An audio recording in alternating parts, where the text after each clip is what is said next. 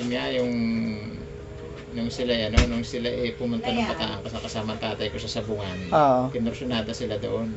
Nung nalamang si Mayor Gulapa yun, si Gulapa, ayun, parang humingi sa kanila ng pasensya.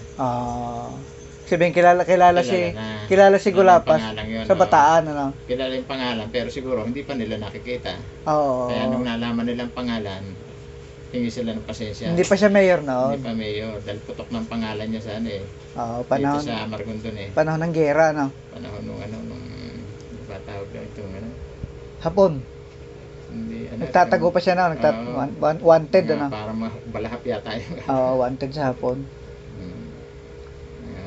Ibig sabihin, nung nalaman na yun si Gulapa, humingi ng pasensya. Kasi siguro, narinig lang nila yung pangalan ng Gulapa, hindi nila nakikita.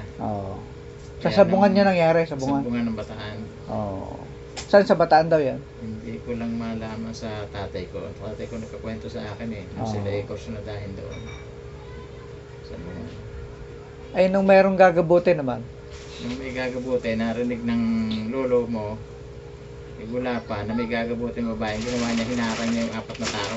4 na lalaki? Dinisarmahan niya, sila mag-isa. 4 na lalaki, dinisarmahan niya. Ilang babae naman yung gagabuti? Isang babae yung gagabuti. Kasi nung araw, uso yung gabot para maging asawa.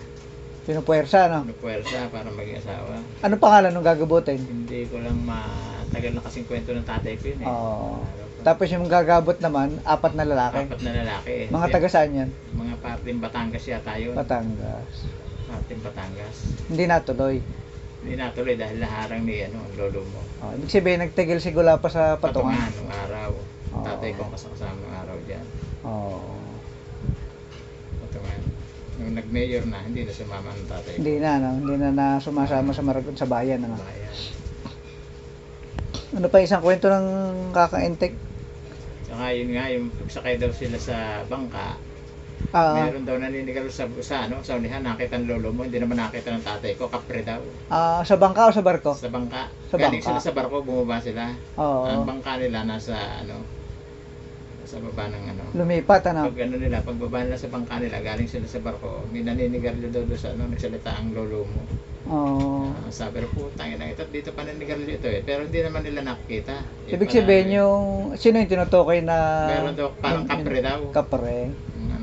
Pero hindi nakakita ng mga tatay. Ang nakakakita lang, si Gulapa lang. Si Gulapa lang nakakita, nagmura daw, putang ina, dito pa naninigarilyo ito Ibig sabihin yung kapre ay nandun din sa bangka. Kasama nila sa bangka. Maraming nakikita ng lolo mo na hindi nakikita ng buti hindi lumubog yung bangka doon sa kapre, hindi naman. Hindi naman. Yes, ano pangalan ng tatay niya? Vicente Andaya. Vicente Andaya. 1922 pinanganak. 1922. Kasama ng tatay ko. Kasama ang tatay ko nung araw daw doon sa Patungan. Si Gulapa 1913, di matanda siya ng 9 years. Kay Kakang Enteng. Batang pangaraw siya doon, ang tatay ko bata pa nung araw. Bata pa. Parang siya ang pinakabatang kasama ng lolo mo nung araw.